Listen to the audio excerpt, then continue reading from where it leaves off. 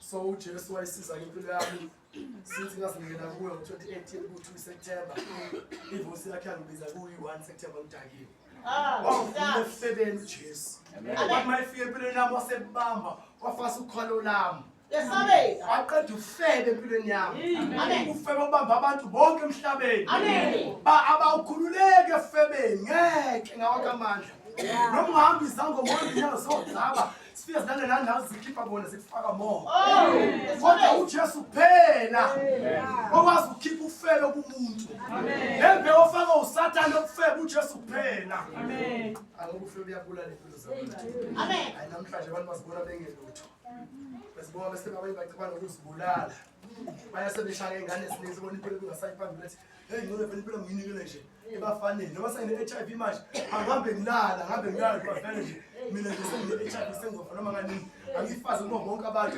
ungaphenduli i-developship usathane uJesu ekhona ngoba uSathane uzoqumba phansi ile nje uSathane ulimaza abantu abakhulu ufuna nje babulala noma kuthiwa unawo uJesu phela kuza kuye uJesu ube sekusiza ayikhiphe le mbewu ufebe akuphilise kuma-HIV. Sathane umile ubulala impilo zabantu la ngaphandle kodwa nawe uJesu khona umile nawe wafa silenge sibabaleni awucaba uNkulunkulu ohlala ezulwini uqoba kodwa mina nawe wadala yonke into phambi kobuso bakhe ehlele esandleni kanje sithi izinto ezincane engelutho vele lo mhlaba ubhoqo nje fohlo kaniphele kodwa lo uNkulunkulu ekubona mina nawe siwile kuso sesidonsile kodwa uJesu wasunka uNkulunkulu uqobola kodwa izulu lomhlaba wehla wazosifela esiphambanweni ezolande mina nawe kodwa ngesolahla esogweni sikhona isoko sofaka abazalwane nabantu abangakholwa abangaphilanga ubungcwele ekhona umoya engcwele ozele usiza abantu banika amandla onqoba isono singagcina sayisona khona ngempela uJesu umoya engcwele ekhona ezokuqondisa endleleni yesono kuyekisa ukukona phela wena vuma inhliziyo yakho ivulela uJesu uzobe sekuphilisa uJesu akahlula ilutho asikho nesifo esimhlulayo uJesu unothando sebemkhulume kabuhlungu uJesu ngaphandle bethi ngumlungu ngumjuda khona ngiyakutshela mangisho njalo khona ethe ngikhuluma emadrakisini ensangweni engikhulule etshwaleni nasefebeni engikhulule uJesu lo ngambona ukuthi inkosi nomsisi wempilo zethu wamthetha ngabe uyotshela abantu ngaphandle ngoJesu ngoba uJesu bemkhulume kabi bamusho kabi kanti uNkulunkulu usiza abantu emhlabeni uJesu kuphela wazi usinisa umuntu akekho omunye uhamba umhlaba uqede ngeke uzumthole into okhonza ngakhona ukuthi uJesu kuphela wazi usinisa umuntu kanti noma ungazama ingeke uzuphumelele phela uzophumelela ukuthi uza kuJesu bese uJesu uyathethelela Amen. uyena phela kwathatha umuntu odekeni lobishi abese mthintithe nokuthi ubusha bakho sekufile abuyise ubusha bakho obuyise njengokhosi restore uJesu into eselahlekile kwase yabuyisa uJesu akunika ukuthula bese nikuphilo phakade wena vuma uNkulunkulu abambe inhliziyo yakho bese yakuphatha ngothando lakhe uyaqokisana yodlala nami ngimile nje ngiqoke nje indubo lezi angikhiphanga nesenti ukuthenga lokhu into enginazo lana ngave bathi sikhamba esihlale ngawusinobulele ngolanda esicane singasifaka kunamasudu awu2 njalo namashita adabukile webazalane ngafile afike ematheni uNkulunkulu ezongisiza wesizinto wathobe ngalalela ngafuna wathobe uNkulunkulu ngilalela ukuthi angenze lokhu intando yakhe abafela basibona ngikukhumela ngenza into ngathoba ngabaza ukuthi baba ngabaholi baphakamisa umuntu ugcwala amathumbu la umuntu mesegcwala amathumbu la uzibona emkhulu abaholi usesaba namathumbu selemfaka amathumbu hamba kanje omayethi bezohlisa uzobona uzothulwa phela ezibuhlungu lakho ukhumalati efuna ukukhontrola kweshintsha isitezi khona ebandleni engafunda ukuthobeka ngeke uzuthola umusa kuNkulunkulu uphakeme uNkulunkulu ufuna abantu abathobekile thobeka ufundiswe ngoba uzoba nempala kunemathumbu la uqhele kude nawo umoya emhlele ngoba uyamuzwa umoya wempakamo wasenobadiza la ekhaya esulwini waxosha uvumele empilweni yakho uJesu menzele izinto ngithanda ngizoshona emgwaqeni ibhika sibiza imali yasibiza imali ungazi ukuthi uyakhipha imali uyithi kodwa uJesu yena onomusa uyangithengela ukuthi nje amasonto akhona uJesu uyangithengela ngoba ngiyasithoba hayi amafoni ke hayi asezawufoma manje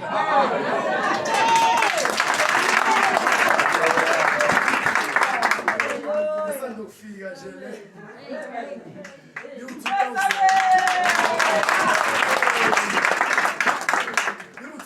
ungathola ngo900 isitolo wapheka kodwa Mr Price sayikhipha ekhabhothini impela amandla kaJesu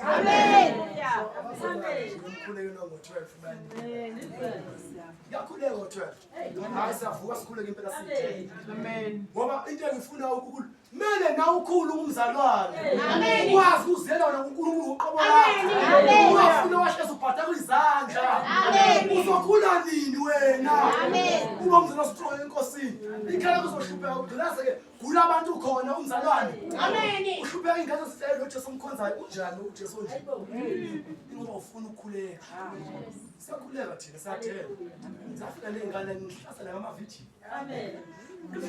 ingane zazazi insizwa fike sihlale nako ayisiyalo nazo fike ifundise ukuthi yesikwazi sikhuleke asemadruphini bangena ngama nokho kabadale uNkulunkulu la abantu abako70 kuyale bangena emkhulekweni bahlezi esiqede uJesu wazalwana hayi lento umuntu waNkulunkulu amaphone phela khona phela uyakhuleka uyafuna ukukhuleka noma kanjani ikhala kungakhuleki uzonqoba kani izi kanjani ube yinto egcina emhlabeni ungakhuleki unangile inyama na isikhathi enginika sona isibekile baba wasifundisa kakhulu esikhathini sobana ngifuna ukuya kula mavesi enginike wona wena ungabheki mina dlula kimi amen dlula nje mina ngizwe lokho kubekela izweni amen namanzi nje awubekile izwadlulisa amen ngoba bengumoya ungabanga amen Timothy wesibili chapter 3 Timothy wesibili wona amazali yawo abelele kimeseni asengikho ezizokwenza asi abelafika nje kodwa awaziba ngoba ngithanda manje masivela nje wona kodwa manje sengikusithi Timothy wesibili chapter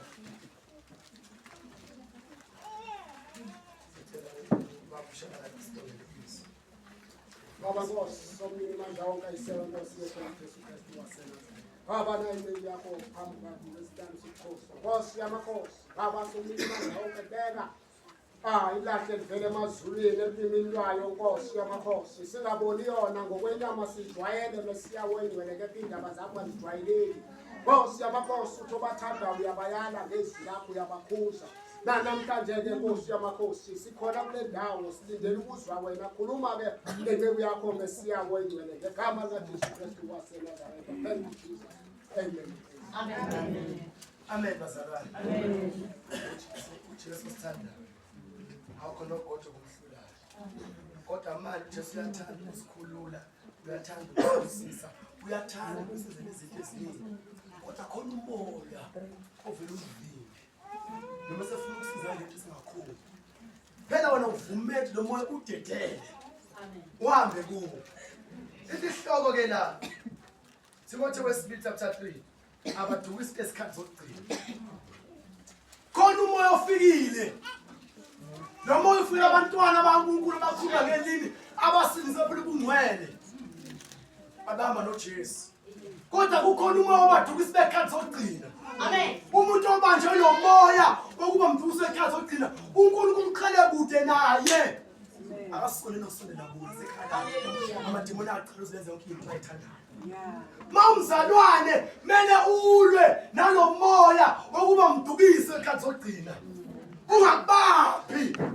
Namo ngangihlasela kaningi. Kodwa uJesu wangikhulula. Wangikhulula noJesu wanginesitapoli. Afuna ukumlalela uNkulunkulu. Bathi ngishaya ngikhanishe. Ngaze ngaqomba ngokusebenza ngempela right. Umoya uba mdukisi esikhathi zokugcina. Mhlawumbe uhleli phansi ukhona nje kumbambile. Namhlanje lo moya mele uhambeke. Phela uvula inhliziyo yakho uvela uJesu. Uzokhipha lo moya uba mdukisi esikhathi zokugcina. Afanele ungene ebandleni ujame uhlezi yenkonzweni kumnandi uyamkhonza uNkulunkulu kodwa unalo moya okuba mdukisi wekhathi zokugcina. Amen. Umoya ingcwele uqhelile kuwe. Ngoba lo moya mdukisi wekhathi zokugcina uNkulunkulu uyabagweba banawo. Masopha ke ngagweba. Sofika lo verse esikhona khona la. Verse 5 lapha lokho abasiqala verse 1 sehlela. Uba mdukisi wekhathi zokugcina. Uma subambele noma unenkani awufune kuzwa awufune kushula yeza because akukula ufuni uyaqheka uyakhonona uyacomplaina ufuna ukucorrecta noma into uNkulunkulu esekhulumile balise wenze yonke into izenze ihleli kuwe awuthetheleli awufune kuzwa hleba too much wenza yonke lento uba umoya ungena umoya oba mdukisi esikhathi zokugcina. Amen. Lo moya maqeda kusindisa uyawukhipha uNkulunkulu bantwana bakhe. Inkinga uyabuya uma umuntu engasamfuni uNkulunkulu. Lo moya uyabuya uma umuntu engasafuni ukucorrecta uNkulunkulu. Umoya wamdukisi esikhathi zokugcina yakho. Engasubambile uzoshumela kakhulu. Ufakaze too much. Kodwa mase kuyenziwe emkhulu asizeni ukudla okufuna. Mase sile mngcwele okufuna. Amen. Kodwa ukhuluma ngeke uzoshaya impela. So gifted unjani unjani kanti umduso esikhathi zokugcina masubukini. Amen. Noma ubambile ngaphakathi. Amen. Umoya wamduso esikhathi zokugcina. Kukhulu kwabantu abamanje umoya abaduze esikhathi zokugcina ukuxolela nje. Kunzima. Abafuni ngokumoya obamduso esikhathi zokugcina ubabambile. Endabani babambile bakumele kunikela bayakhononta abafuna ukunikela ngoba lo moya babambile. Samele sikhosha amavesi make oduthula. Ngiphi imali? Ivesi lipepithi. Hayi. Ungangeni noma umuntu usekhaya bakuthi nikela ngicela ngithokoza. Kumele ukunikela. Ungamuntu usekhaya zokugcina uyongoqa. Kodwa le ngaphandle wanikelwa yonke into abantu abangakholwayo. Kodwa nje uNkulunkulu uyagoqa. Ithi ufuna zenene imali engaka kodwa uNkulunkulu alifuni. Ngizobuseka kanjani? Into leyo ngaphandle. Kodwa into esezweni uNkulunkulu alifuni ukuyenza. Umoya okuba mdukisi wekhathi ogcina kunento zasezweni yona into zamoya. Ake sifune thini eBhayibhelini. Uthi kepha yazi lokho ukuthi ezinsukwini zokugcina kuza kuvela izikhathi ezinzima. Kulezi zinto esiphila kuzo sisekhathini ezinzima. Eshiwe iBhayibheli. Kumele efezeke. Izina uNkulunkulu kumele lifezeke ngoba elilobile kodwa asiqaphele ngafezeki ngathi. Ngoba sesela ngawe ubani ozokulamulela na. Masilwe silwe ukuthi lo moya ungasibambi. Izwi laNkulunkulu lingafezeki ngathi. Amen. Nazo siphi version eshonjalo ukuthi ensukwini zokugcina kuzoba nzima ukukholwa. Ngoba lithi la ensukwini zokugcina kuzokovela izikhathi ezinzima. Ikhathi ezinzima uthi kunzima ukukholwa. Kunzima ukwenza into zikaNkulunkulu kunzima. Babeli ugele fasting uyalwa. Mele ulwe futhi ulwe. Amen. Ake sifunde iBhayibheli silizwe lithini verse 9 lifika. Matthew 11. Khona uzobona ukuthi masukholwa kuyaliwa la. Asizange uzodla astream bemnandi. Bemnandi uthi ukholwa bazane kuyaliwa. Amen. Ukuze uNkulunkulu abe nabo kuyaliwa Matthew 11. Verse 11. Ithi iBhayibheli uze ukuthi ikhathi ezinzima sizibotshwa kanjani lezi khathi. Matthew 11 verse 11. Wathi uJesu ngiqinisile ngithi kini kwabazele ngabesifazana akuvela ngomkhulu kunoJohane umbhaphathisi. Kepha omncane embusweni wezulu mkhulu kunaye. Athi verse 12 kepha kusukela emhleni kaJohane umbhaphathisi kuze kube manje umbuso wezulu uyafuzulwa. Nabafuzula abawuphanga. Lento esho uJesu qobo lakhe. Ukuthi sona emhleni kaJohane umbhaphathisi kuze kube manje. Umbuso wezulu uyafuzulwa. Futhi uyafuzulwa yaliwa. Nabafuzula abawuphanga. Amen. Ngenkani. Ngoba no Satan nawe uyawuphanga umbuso kaNkulunkulu kithi. Ukuthi singafuni kwento zaNkulunkulu. Sizofuzula la. Silwe ngoba into uJesu ayikhuluma ukuthi izokwenzeka. Umzalwane ungafuna ukufuzula, ufuna nje unetheze kunakekela emzimba wakho, ufuna uba muhle, ungafuna uzile ukudla. Umoya okuba mduze ekhathi ugcina kuwe. Hey, sir. Sakuzile ukudla. Hey, sir. Phela futhi sidle, kumele sidle futhi sidle. Awule kahle iBhayibheli ithi isizwe sokudla, ukudla kumele sisizwe. Nesizwe sokudla. Kodwa uNkulunkulu uyaqeda konke lokho. Futhi ifasting yathini-ke futhi. Ungabi ngizenzile phela ivini nje wena nje. Awuzile. Noma lesithathu uyazile ngo-12 uyabreaka. Ilwa, fuzula uphawu umbuso waNkulunkulu alifuna uphanga kuwe. Uqhilazekile nje inkinga nani. Uthi namabhadi nani. Ungena ku-conflict exchange inkinga umbuso waNkulunkulu uphanga.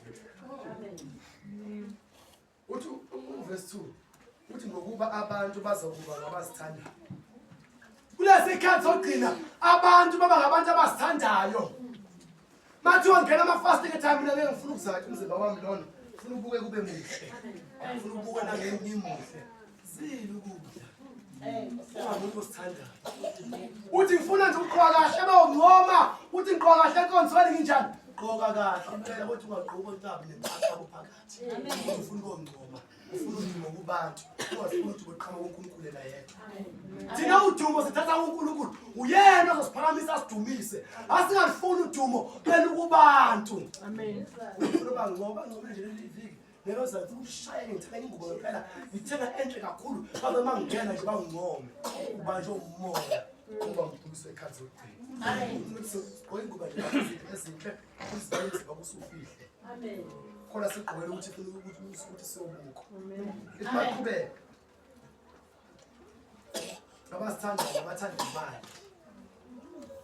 Pasophu uma uthanda imali ungageni. Yanelisa the way uNkulunkulu akubekile akunike bona. Ngoba bazofisa imali usuduke kude noNkulunkulu. Uyalanda Afrika bangemali. Ngena kuma-shows vele ukuthi udlala uya creator wenza yonke lento ufaka elingweni eziningi ezibiza ukukhola kwakho. Athi ama-Hebrew chapter 13 verse 5 ithi ukwenza kwenu makungabi ngokufisa imali. Ukwenza kwethu khona ukuthi uJesu makungabi ngokufisa imali. Mhlazi ngifakazela abantu lana esejuphini nje ngomkhuleko wathi ukuthi thina sicela imali kuNkulunkulu nje 4000. Amen. Ungamthethe ufuna ukulenzela. Sure ukuthi ufuna imali engaka kuNkulunkulu. Ngifuna ukukwenza ukuthi nokuthi ngayo uzoyithola. Kodwa ukuthi ucela imali engaka ngo 20000 ungamthethe uzoyenza le uzithola.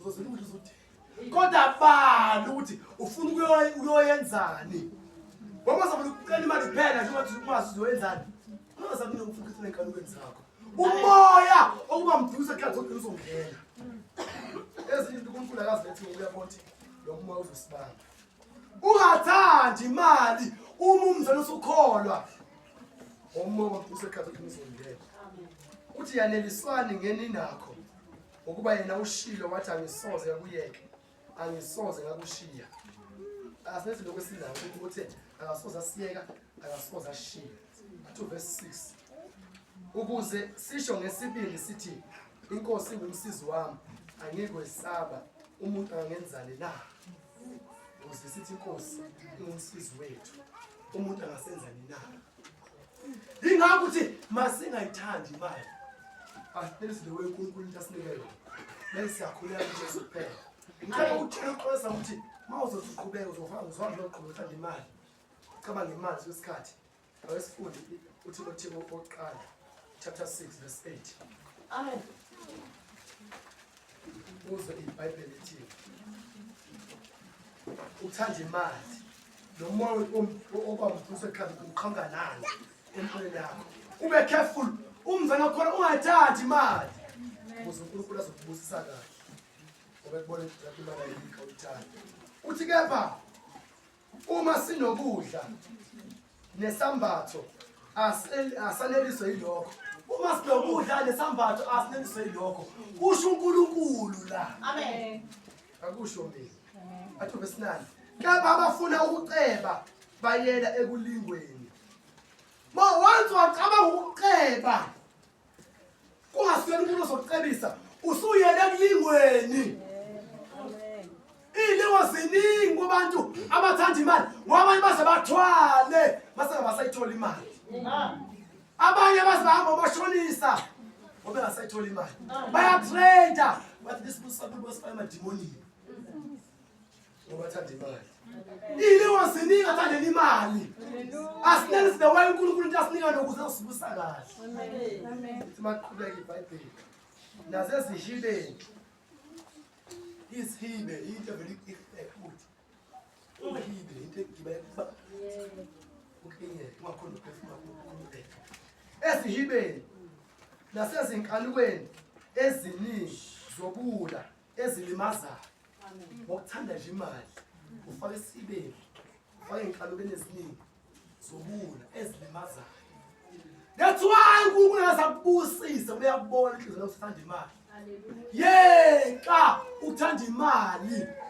uthi ngiyaphenduka Nkosi ngiyavuma uyayithanda imali mina Amen. ngifakile ama trading ngiyayenza lokho ngihamba umashonisa the day of repent ile day uNkulunkulu azokuphakamisa bese yakubusisa ngoba ukuthanda imali kuyalimaza Amen. athi ezishonisa abantu ekufeni nasekubhujisweni shonisa abantu ekufeni nasekubhujisweni uthanda nje imali kunomthelelo omubi kithina sabantwana baNkulunkulu bele sikuyeke sinenze the way uNkulunkulu asinike khona ukuthi esakhathazeke ngalutho amen asho lapha kwaFilipi chapter 4 verse 6 asakhathazeke ngalutho ukuthi sibaza uNkulunkulu ngokukhuleka nokunxusa kanye nokubonga so sathi ukuthi uNkulunkulu asisize uthando lemali liphume kithi ngoba uNkulunkulu baba wethu njengengane ingane mayiza ko vele icela imali icela ithando zoyinika kanti uzoyibuza ukuthi uyisaphi uzoyenzani imali engaka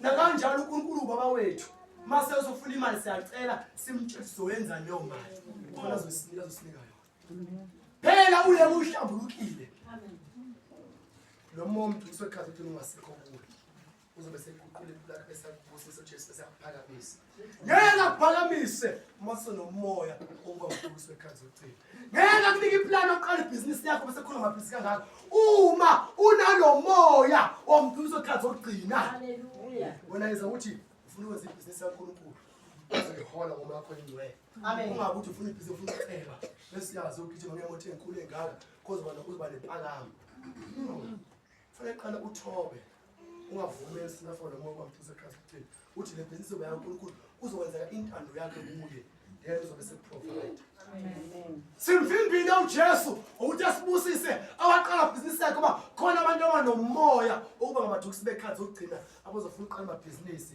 kanti azobusa uSathane. Hey. Aphume lo moya ukuba mduso ekhathi ogcina kithi uphume ngoba samphazamisa uJesu. Amen. Ithi iBhayibheli maqhubeka ezilimaza eshonisa abantu ekufeni nasebhujisweni. Abulawa abantu benze yonke into masethatha umuntu kuthiwa uthathiwe umzalwane bekholwa inkinga benomoya okuthanda imali.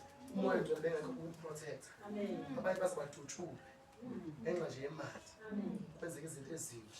Abanye imali zabo zilahle khona lapho ababhilo yawile wonke lento kwenza iscam kwenzekani kwenzeka ifraud buyaphi.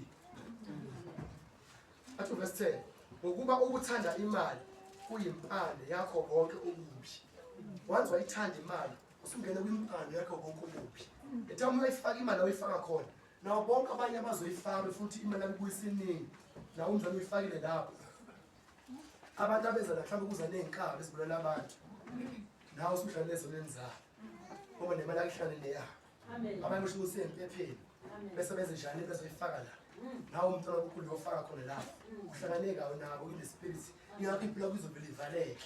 Phuma lento lezi ukuzokusiza kodwa kuyimpande yakho konke okubi.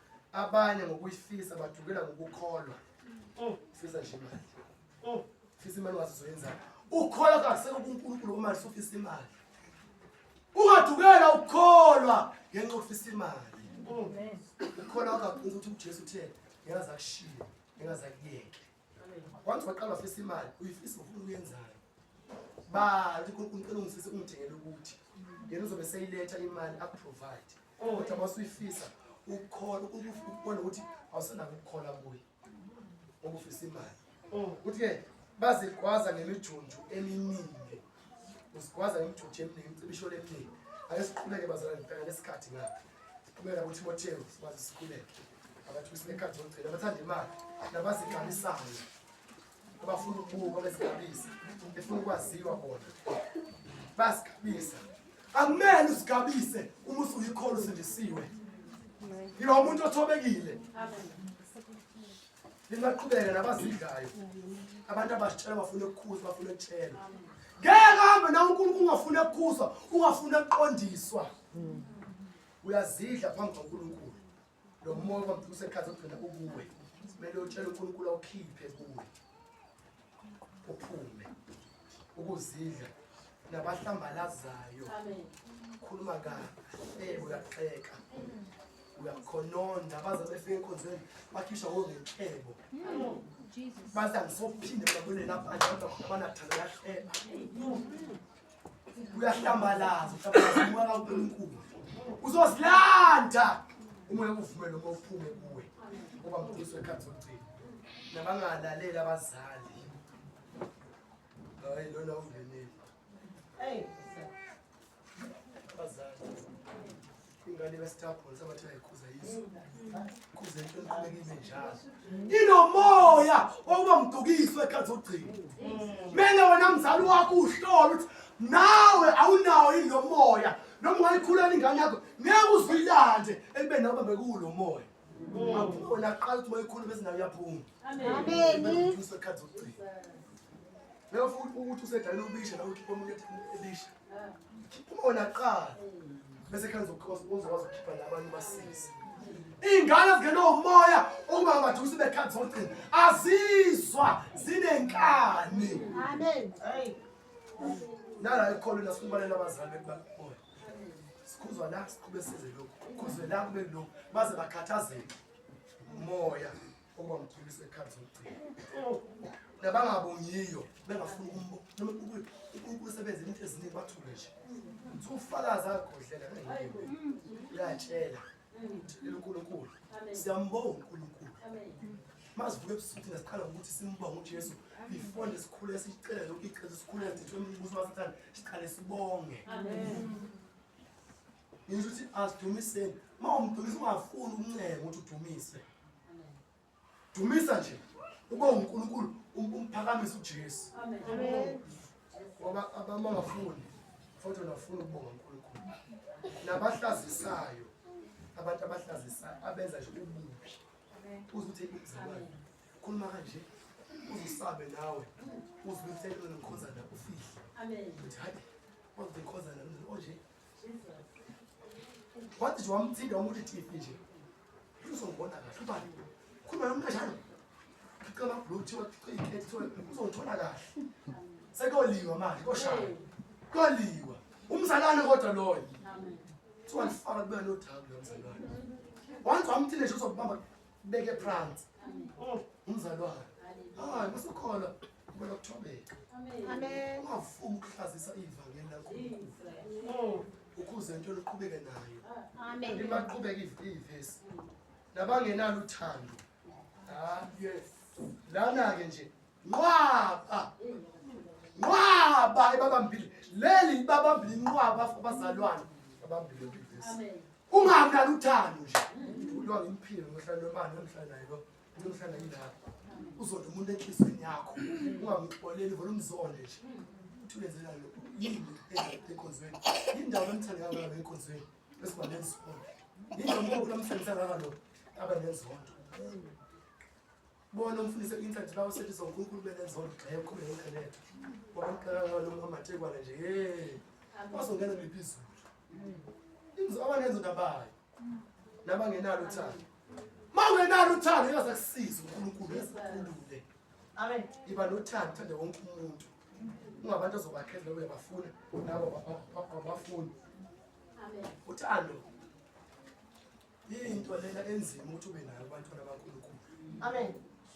kumele uzilwise wena ube nothando yazi uma nothando uma nothando umuntu mayekwenza into embi umxelela manje awulokuthi uzokulandela abafundi bezomnothi kusamamxelela ubani sasumthethelela Nkosi yami umdlulise kwenza ungambambeli kumkhulumise naye hayi uma nothando umxelela umuntu mekwenze something uyamhlela semthama ulindi ube nothando awukela abantu bavumele bagandaye nje uthi lokuthela uNkulunkulu abasize Amen. ube nothando nabahlebi ayike siyazazela akuhlebeni sishubeze kakhulu ngohleba manoma uhleba ungumdukiswe ekhathi ogcina Amen. basobha la usebenza khona bengahlebisi uzongena umoya okuba mdukiswe ekhathi ogcina uzofaza la enkonzweni Amen. nje uzofakaza phambili ukhuluma ukuba mhlebi ufaze ebandleni laNkulunkulu umdukiswe ekhathi ogcina ilwa noma uhleba Amen. abekhuluma ngabanye abantu uvala umlomo Amen. ungabi umhlebi okuzungena umoya umuntu usekhathi ogcina nabangazithibi abasithibi abazalwane bangena nje sonke bakhuze lesisono baqhubeka osenza ngenkani athi mina ngihlulekile inkalo zingivuka kakhulu ngabona ukuthi hayi angisebenzisa izandla zami hayi ngabona ukuthi mina hayi angabe ngivele emqomo lo mfana yolala naye inkalo kube singithathile yangihlula awunayo self control noma umuntu usekhathi ogcina Amen. hlambuluka Amen. umisono ukuthi uyahluleka Amen. bese nama ifike lo nkanuko uyilwise ukuthi usuku umkhuleke ufunda iBhayibheli uthumisa uNkulunkulu uzokwazi ukunqobe